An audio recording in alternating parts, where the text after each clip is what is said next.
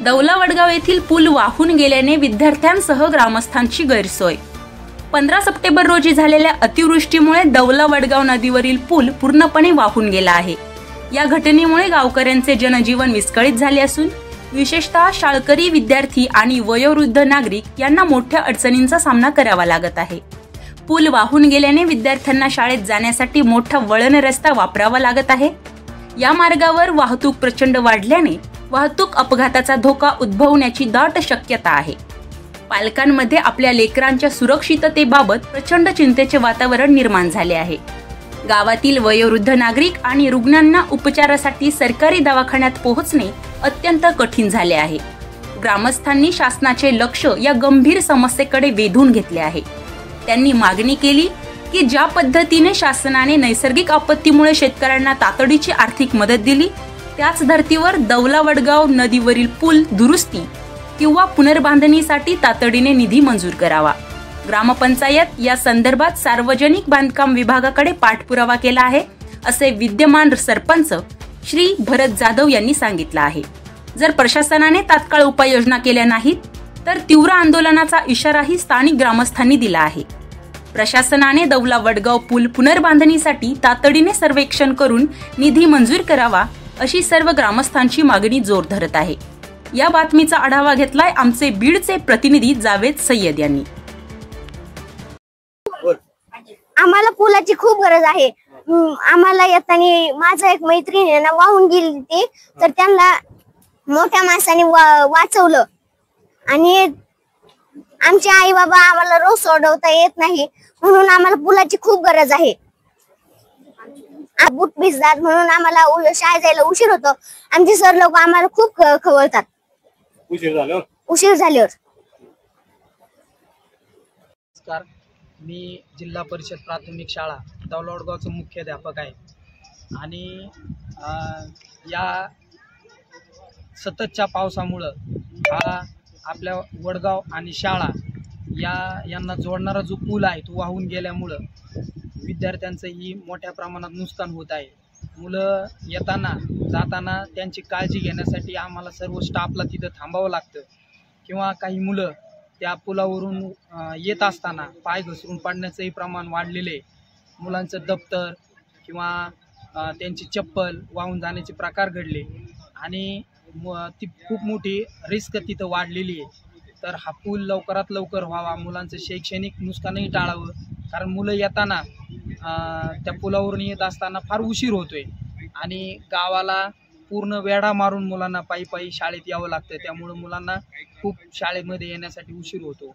काही मुलं त्यांचे ड्रेस पुस्तकं भिजल्यामुळं सुद्धा परत पाठीमागं जातात, शाळेत उपस्थित राहू शकत नाहीत। त्यामुळं मी अशी विनंती करतो की हा पूल लवकरात लवकर व्हावा अशी माझी इच्छा आहे आणि विनंती पण करतो। नमस्कार, मी दौला वडगाव ग्रामस्थ बाबू खान एक शासनाकडे अशी विनंती करतो की दौला वडगाव नदीवरील पूल या पुलाची अत्यंत गावाला गरज आहे, कारण या रस्त्यावर स्मशानभूमी आहे, देवस्थानाला जाणारा हा रस्ता आहे, हायस्कूलकडे जाणारा रस्ता आहे, बाजारात जाणारा रस्ता आहे। या रस्त्याची खूप अत्यंत गावाला गरज आहे। तर शासनाकडे अशी विनंती करतो की लवकरात लवकर या पुलाची आमची मागणी मान्य करून या गावाच्या रस्त्याचा एक लवकरात लवकर विचार करण्यात यावा आणि तसेच या रस्त्याची स्मशानभूमी ही महत्त्वाचा मुद्दा असल्यामुळे या पुलाच्या 2 वेळा आता पूल वाहून गेल्यानंतर 2 अंत्यविधीसाठी इतका त्रास झाला की आमचं गावानीच हा त्रास सहन केलेला आहे। तर शासनाला खूप विनंती करण्यात येते की या रस्त्यावर शासकीय दवाखाना आहे, माणसांचा दवाखाना आहे, जनावरांचा दवाखाना आहे, हायस्कूल आहे, प्राथमिक शाळा आहे आणि स्मशानभूमी आहे। तर शासनाला अशी विनंती करतो की आमच्या या पुलाला लवकरात लवकर आपण लवकरात लवकर विचार करून या पुलाच्या कामासाठी आम्हाला गावाला मदत करावी ही विनंती करतो। धन्यवाद। मी परत नमस्कार करू। आमच्या नदीवरील पूल वाहून गेल्यामुळं मी सरपंच किंवा लोकप्रतिनिधी या नात्याने ग्रामस्थांच्या समस्येला मला तोंड देण्यासाठी, त्यांना उत्तर देण्यासाठी खूप कष्ट होत आहेत। कारण या ठिकाणावरून पुलावरून जाताना एखादा विद्यार्थी शाळेत जाताना घसरला तर त्यांच्या पालकाचा फोन लगेच सरपंचाला फोन येतो। गावामध्ये स्मशानभूमी अघटित काही घटना घडली का ते सरपंचाला फोन केला जातो. मुलांना पेशंटला घेऊन जाताना पेशंट घसारलं की सरपंचाला फोन केला जातो.